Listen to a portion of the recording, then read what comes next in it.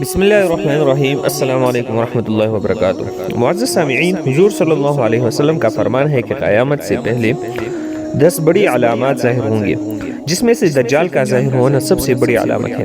دجال کا فتنہ ابتدائی دنیا سے لے کر دنیا کے ختم ہونے تک سب سے بڑا فتنہ ہے۔ یہی وجہ ہے کہ نبی کریم صلی اللہ علیہ وسلم نے اپنے قوم کو فرمایا ہے کہ دجال کا فتنہ بہت ہی خطرناک ہے۔ حضور صلی اللہ علیہ وسلم نے فرمایا کہ دجال کا فتنہ اتنا خطرناک ہوگا جو کہ نہ تو کبھی آیا ہے اور نہ ہی آئے گا، جو کہ مسلمانوں کے لیے کسی امتحان سے کم نہیں۔ دجال یہودی نسل ہوگا اور جھوٹا شخص ہوگا۔ وہ جب دنیا میں نمودار ہوگا تو پہلے تو اپنے آپ کو بڑا نیک و پرہیزگار ظاہر کرے گا اور یہودیوں کا مسیحا بنے گا۔ جب اس کو معلوم پڑے گا کہ بہت سارے لوگ اس کے پیروکار ہو گئے ہیں تو وہ اپنے آپ کو خدا کہے گا۔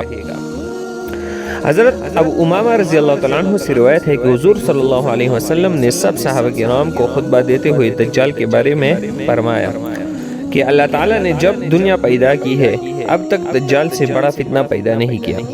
سب رسولوں اور پیغمبروں نے اپنی امت کو دجال کے فتنہ سے خبردار کیا ہے اور کہا ہے کہ میں آخر الزمان ہوں، میں آخری نبی ہوں، اس لیے دجال میری ہی امت میں آئے گا۔ اگر دجال میری زندگی میں نمودار ہوتا تو میں اس کا مقابلہ کرتا اور اپنی امت کو اس بڑے فتنے سے آزاد کروا دیتا، پر دجال میرے وصال کرنے کے بعد نمودار ہوگا، اس لیے ہر شخص کو اپنی نفس کی طرف سے اپنا خیال کرنا ہے۔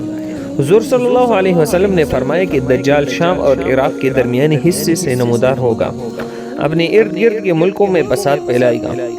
اے ایمان والوں، میں دجال کی چند نشانیاں آپ کو بتا دیتا ہوں۔ دجال پہلے تو بڑا نیک و پرہیزگار ہوگا، پھر وہ اپنے آپ کو خدا کہے گا، جبکہ خدا تو مرنے کے بعد ہی دکھائی دے گا۔ زندگی میں ہم کو خدا کیسے دیکھ سکتے ہیں؟ ہم خدا کو کیسے دیکھ سکتے ہیں؟ دجال ایک آنکھ سے اندھا ہوگا، ہمارا رب ایسا کبھی نہیں ہو سکتا۔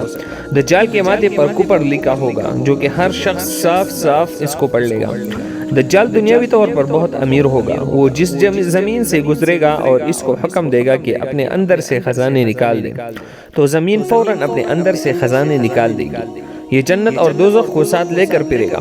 دراصل یہ الٹ ہوگا، جنت دوزخ ہوگی اور دوزخ جنت ہوگی۔ دجال جس بندے کو دوزخ میں ڈالے گا تو اس کی دوزخ کی آگ اس کے لیے جنت بن جائے گی، جس کا ذکر اللہ تعالیٰ نے سورہ کہف میں بیان کر دیا ہے۔ دجال کی دوزخ بندے کے لیے ایسا باغ ظاہر ہوگی جیسے کہ آگ حضرت ابراہیم علیہ السلام کے لیے ٹھنڈی ہو گئی تھی۔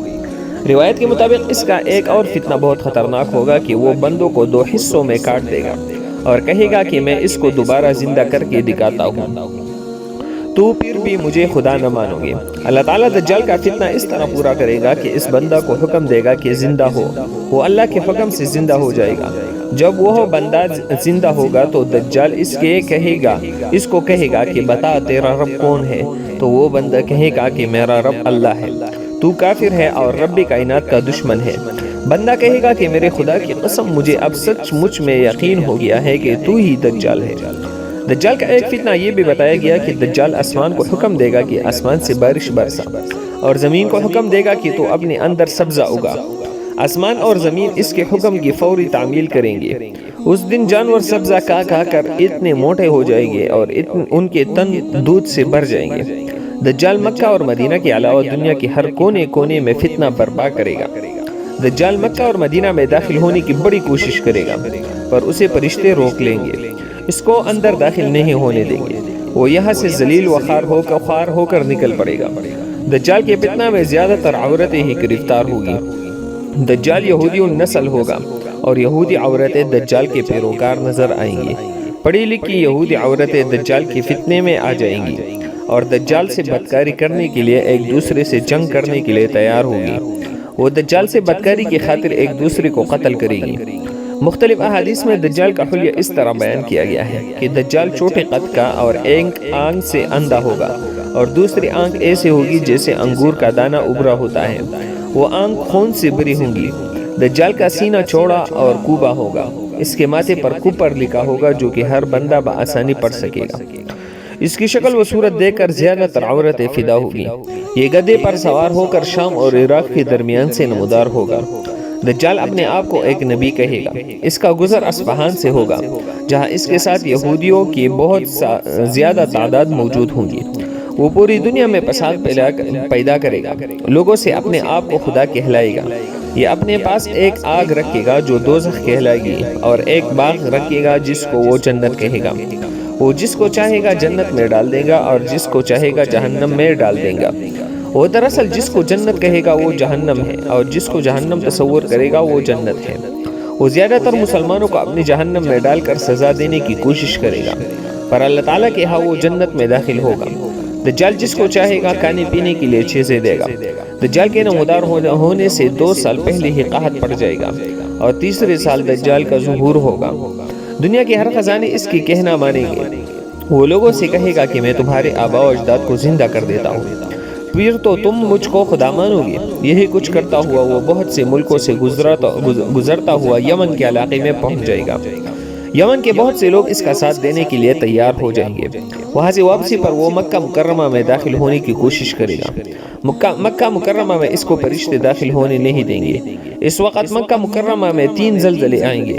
لوگ مکہ مکرمہ سے ان زلزلوں سے اپنی جان بچانے کے لیے باہر کو بھاگیں گے، اور دجال ان کو نکل جائے گا۔